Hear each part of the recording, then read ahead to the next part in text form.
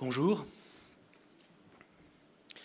Donc, les événements politiques dans les pays arabes, que l'on qualifie de révolte ou de révolution, se sont traduits par des changements de régime dans 3 pays, comme vous le savez, en Tunisie, en Égypte et en Libye, des troubles qui continuent dans 2 autres, au Yémen et en Syrie, et aussi par des combinaisons variables de réformes internes, d'augmentation massive des dépenses publiques dans les régimes monarchiques, comme au Maroc, en Jordanie, mais aussi dans les pays du Golfe, et combinées aussi parfois avec des mesures sécuritaires comme à Bahreïn et à Oman.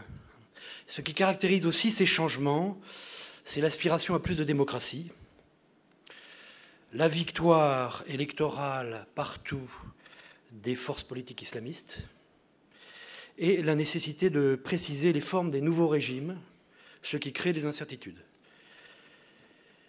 Et pour un certain nombre de chercheurs, tous ces changements dans le monde arabe traduisent une étape d'un processus d'évolution vers la modernité qui est caractérisé par la hausse du taux d'alphabétisation et la transition démographique. Et en effet, tous ces pays ont vu depuis 30 ans une baisse spectaculaire de leur taux de fécondité, ce que vous voyez dans le graphe en haut à gauche. Spectaculaire puisque le taux de fertilité des femmes est désormais à 2 enfants par femme en âge de progresser en Tunisie, 2,3 au Maroc, en Algérie, moins de 3 en Égypte et en Syrie. Surtout, c'est une des transitions démographiques parmi les plus rapides jamais observées dans le monde. Et la maîtrise de la fécondité résulte directement de l'alphabétisation des femmes. Et inutile on ne peut pas sous-estimer le fait que tout ceci est porteur en ce moment même de changements majeurs. J'en cite quelques-uns. En réduisant la taille des familles, elle rend possible la participation des femmes dans la vie économique. Et de ce fait, elle modifie tout le rapport de la famille à l'autorité. D'autre part, le rapport au temps change, et notamment la propension à investir dans l'éducation change massivement. La capacité d'épargne est renforcée, et c'est ce que j'ai voulu vous montrer.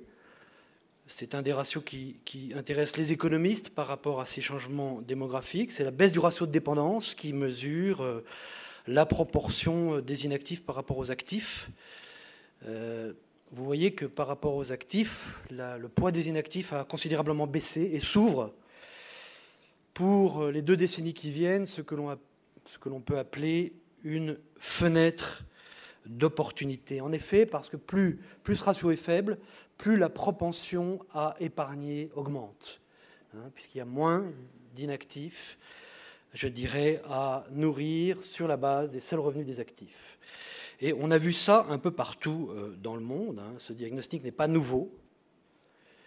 C'est-à-dire qu'on a déjà vu, au cours de la décennie passée, si vous voulez, une augmentation des taux d'épargne et d'investissement de ces pays. Et on peut dire que les politiques économiques mises en œuvre par ces pays se sont effectivement traduites par la hausse des taux d'investissement et aussi des taux de croissance économique qui ont progressé. Et de ce fait-là, c'est un succès que l'on doit souligner, si vous voulez, au cours de la dernière décennie. Par exemple, et vous voyez dans le graphique de droite, on a vu aussi les flux d'investissement direct étrangers augmenter partout dans les pays et passer, par exemple, dans un pays comme l'Égypte, de moins de 1 milliard par an à quelque chose proche de 10 milliards de dollars par an. C'est-à-dire qu'un changement spectaculaire au cours de la dernière décennie. Néanmoins, si vous voulez, il est certain que cette croissance n'a pas été suffisante pour résoudre le problème du chômage de masse et notamment des jeunes qualifiés.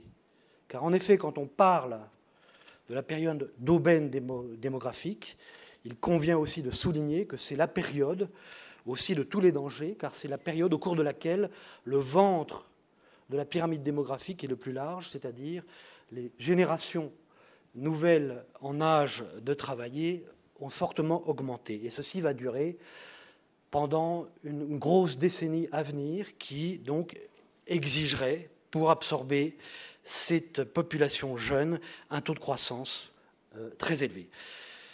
Alors, quel diagnostic peut-on porter C'est que la croissance accélérée de la dernière décennie était insuffisamment inclusive, ça certainement.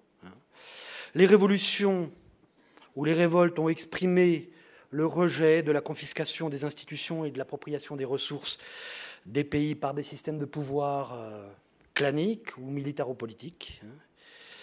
Et dans ce cadre, les nouvelles forces islamistes sont porteuses d'un désir de lutte contre la corruption. Mais, deuxième point, le challenge économique est énorme, comme je le soulignais, ce d'autant plus que la structure des économies des pays arabes est marquée par un fort dualisme, c'est-à-dire qu'on voit bien qu'il y a d'un côté, dans chacun des pays, un nombre relativement limité de grandes firmes, d'ailleurs publiques ou privées, mais très imbriquées avec les États, et de l'autre, des petites, voire toutes petites entreprises, souvent plongées dans la quasi-totalité dans l'économie informelle.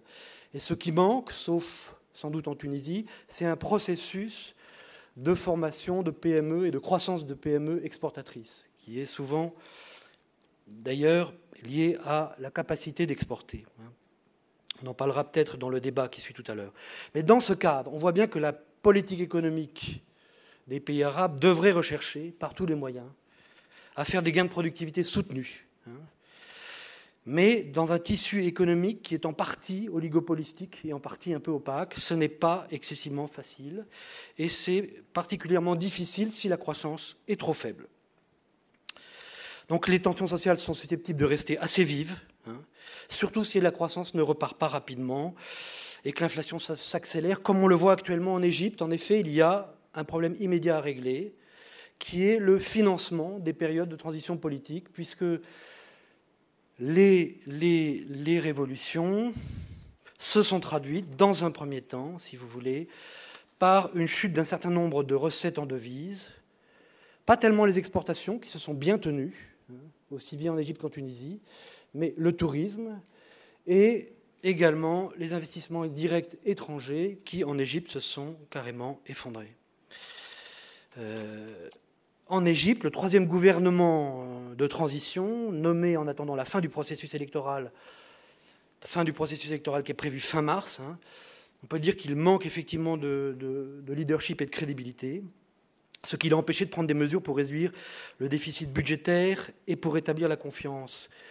Et à cause de cela, le déficit budgétaire atteint 11% du PIB, les réserves de change ont été divisées par 2, elles sont revenues à 3 mois d'importation, elles sont revenues au niveau des réserves de change de l'Égypte au cours des années 90.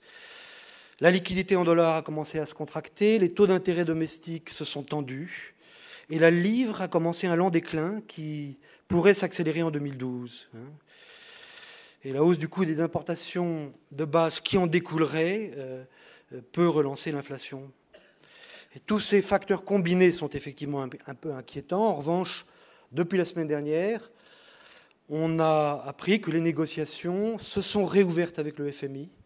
Donc il apparaît effectivement indispensable qu'assez rapidement, l'Égypte puisse conclure un accord avec le FMI, qui est d'ailleurs désireux de porter cet accord, et que derrière un accord avec le FMI, des financements bilatéraux, notamment des pays du Golfe, pourraient, je dirais, venir soutenir la livre. C'est à mon avis assez probable, sachant que le besoin de financement de l'Égypte n'est pas non plus gigantesque. On parle de quelque chose de 10 à 15 milliards de dollars pour l'année qui vient.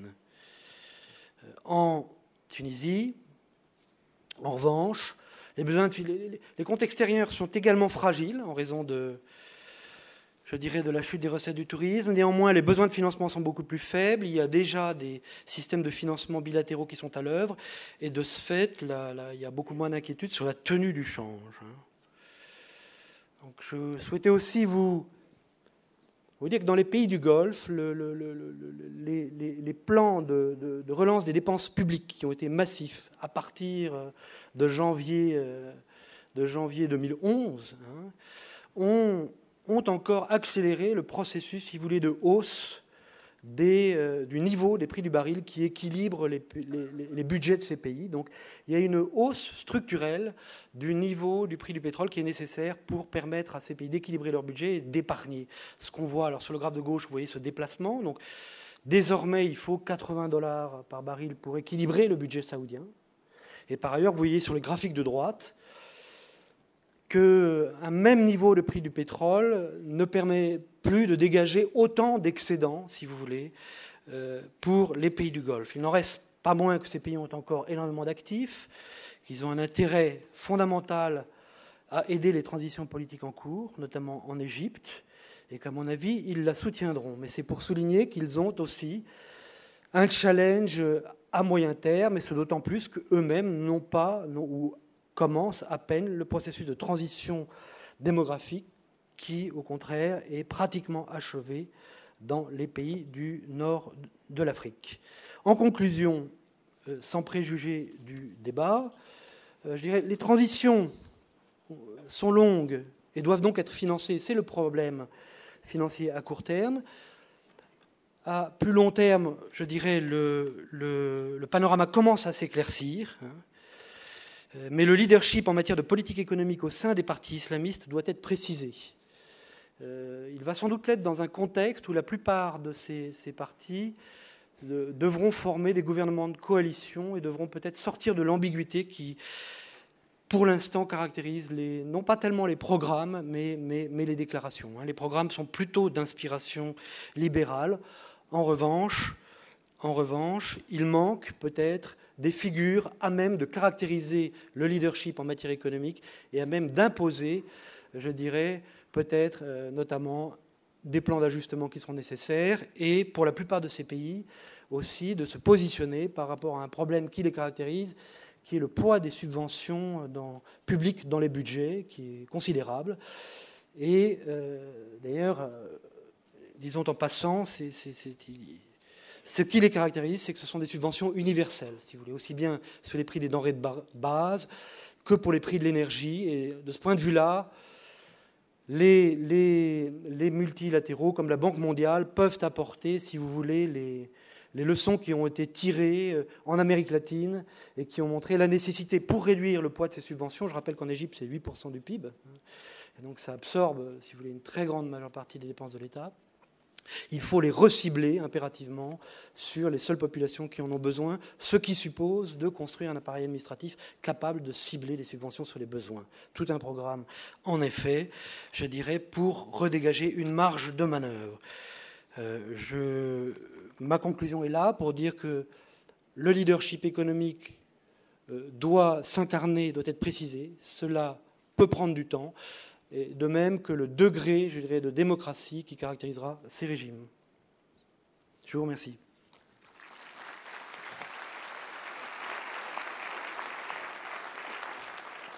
J'appelle à présent Denis